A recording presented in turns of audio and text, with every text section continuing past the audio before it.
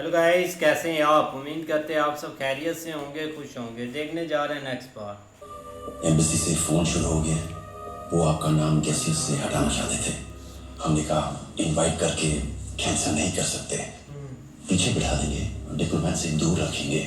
That might be the best solution for everybody. Please try and cooperate sir. Ladies and gentlemen, please take your seats. We're about to begin. Please. Thank you. मेरी speech कितने देर में? It's cancelled. I'm sorry. I welcome you to our 11th annual Speak Global Foundation Charity Dinner. We'd like to thank you for joining us tonight in support of this noble cause. ओए पुत्र, क्या सोच रहा है? तो तेरे सामने ही बैठा हूँ, अच्छा ही सुना दे स्पीच।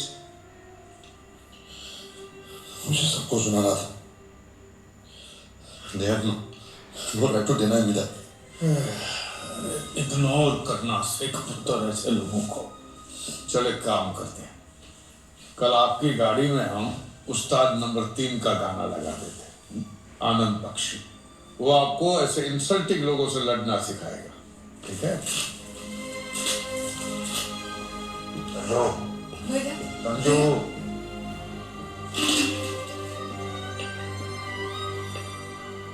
सर टेंशन नहीं लेने का, अपन है ना? जाएगा, सो जाएगा।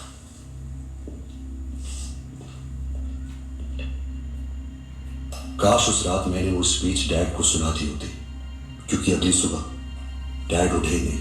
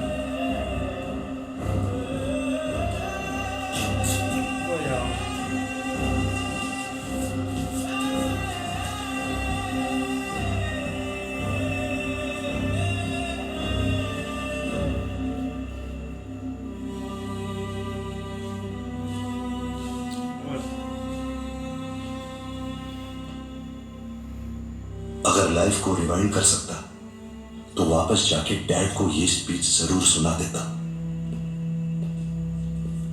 Good evening ladies and gentleman.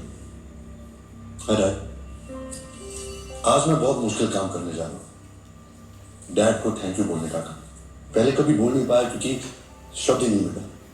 जो उन्होंने मेरे लिए किया है उसके लिए हर शब्द छोटा लगता है।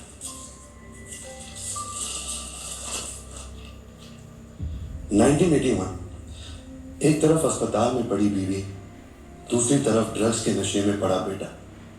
डैड ने दोनों जंग लड़ी अकेले। आज मैं जिंदा हूं तो सिर्फ इनकी वजह से। उस वक्त थैंक यू बोलना चाहा पर शब्द ही नहीं मिला। डैड ने अमन और शांति के लिए कई पद यात्राएं की, हिरोशिमा से नागासाकी, मुंबई से अमृतसर। लेकिन उससे कई ज्यादा लंबा और मुश्किल सफर था कोर्ट और पुलिस स्टेशन के चक्कर लगाना। लीगल खर्चे इतने बढ़ने लगे कि डैड को अपना घर बेचना पड़ा, लेकिन उन्होंने एक बार भी जताया नहीं। उस बार फिर मैंने थैंक यू बोलना चाहा, लेकिन फिर शब्द नहीं मिले। एक पूरी उम्र सोचने के बाद मुझे लगता है कि आज मुझे शब्द मिल गए।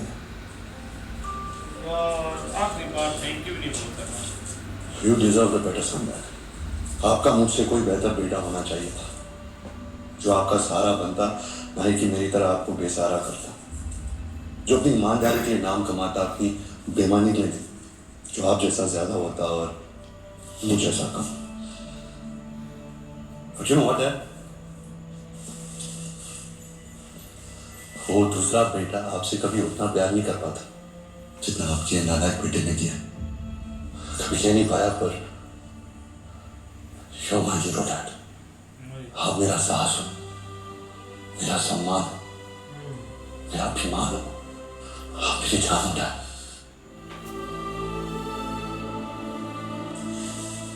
लव यू पुत्र।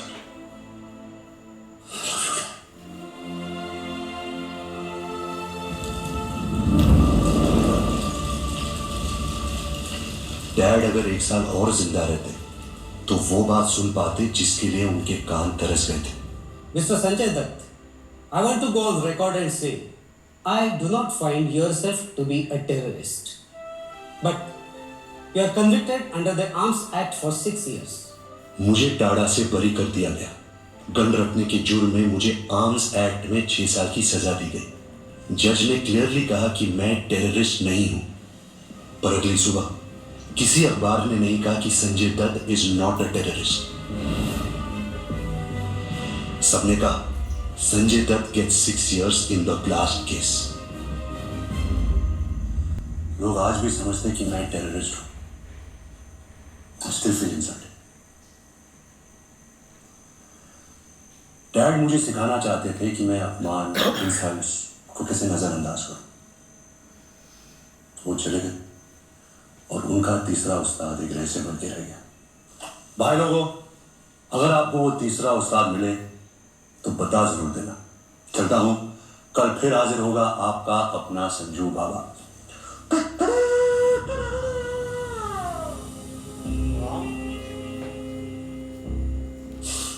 मुश्किलात ही नहीं है भाई। हेलो, मुझे संजय से मिलना है।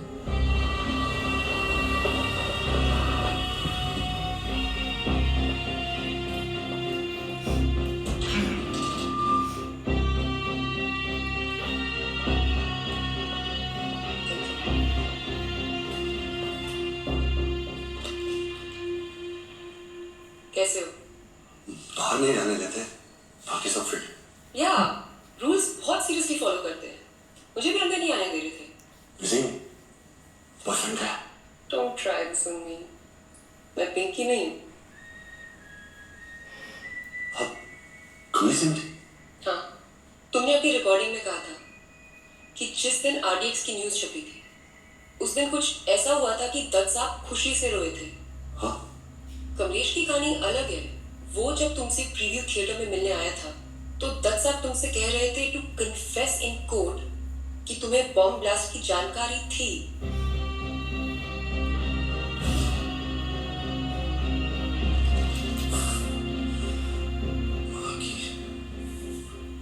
कमली को इधर लेके आओ। मुझे बता दो। नहीं, मैं उस कमीने को खुद बताऊंगा डायरेक्टली। परमिशन नहीं मिलेगी। मैं खुद बड़ी मुश्किल से यहाँ पहुंची हूँ। एक नंबर याद करो, 88.0। ये क्या है? Radio frequency. हमारे रेडियो स्टेशन में एक FM माइक है।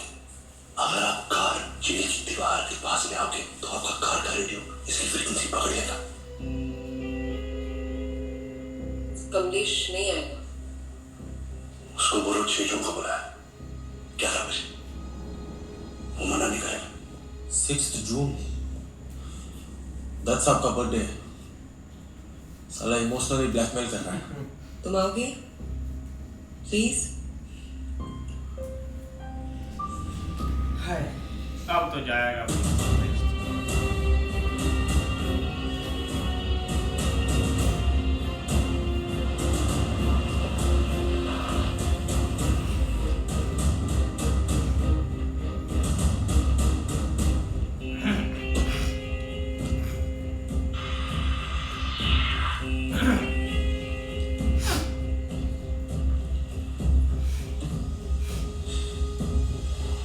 कसका ये रोड़ा आपकी सेवा में फिर हाजिर है आपका अपना संजू बाबा। आज का हमारा टॉपिक है दोस्ती। मेरा सबसे अजीज दोस्त था कमले। अच्छा इंसान था पर बेचारा ड्रग्स का शिकार हो गया। नहीं, मैं वो नशे वाले ड्रग्स की बात नहीं कर रहा। ये वो ड्रग्स है जो हर सुबह दरवाजों की दरारों से हमारे घर के अंदर सरकाए जाते हैं। लोग इसे सुबह की चाय के साथ लेते हैं। ये ड्रग का नाम है समाचार। ये ड्रग्स टीवी पे भी बेचे जाते हैं। देखे होंगे आपने वो लोग जो न्यूज चैनल्स की छोटी छोटी खिड़कियों में बैठ के चिल्ला चिल्लाकर हमारे दिमाग को अटैक करते हैं। कोर्ट को सालों लग जाते एक केस समझने में, पर ये खिड़की वाले उसी दिन जजमेंट पास कर देते हैं। उन दिनों एक खबर छपी थी, RDX truck at Dutt house. ये सरासर झूठी खबर थी। ना पुलिस ने, ना प्रोसिक्यूटर ने, ना विटनेस ने कभी कहा कि मेरे घर आरडीएक्स ट्रक था। तो फिर ये खबर आई कहां से? जब राइड्स हो रहे थे, डैड का रिलीफ मटेरियल का एक ट्रक कुछ दिन हमारे घर पार्क था। किसी ने अफवाह फैला दी कि उसमें आरडीएक्स था और एक जर्नलिस्ट ने एक चटपटी खबर छाप दी। आज भी मेरा सुप्रीम कोर्ट का जजमेंट निकाल के पढ़ लो, मुझ पे आरडीएक्स का चार्ज है ही नहीं। लेकिन ये जजमेंट, चार्जशीट पढ़ने की फुर्सत किस जर्नलिस्ट के पास है? भैया हमें तो सिर्फ चाहिए ब्रेकिंग न्यूज। ये हेडलाइन ने ड्रग का काम किया।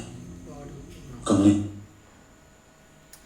बिल्कुल यार, एक यहाँ पे जो चीज़ें हैं ना वो काफ़ी अलग हो गई हैं, क्योंकि इनके दोस्त को यही लगता था कि जैसे वो ट्रक में आरडीएक्स था और इसमें इन्वॉल्व था संजू, जिसकी वजह से वो यहाँ से अचानक से भाग गया। तो एक बार उन्होंने बुलाया है, अब चीज़ें बताने लग गया उनको वो। नहीं ऐसे ही है भाई, जैसे एक स्टोरी से पता लगता है कि भाई संजय दत्त ने ना एक जेल में मतलब कि ऐसी चीज़ें अपना बड़ा एक नेटवर्क बना लिया था।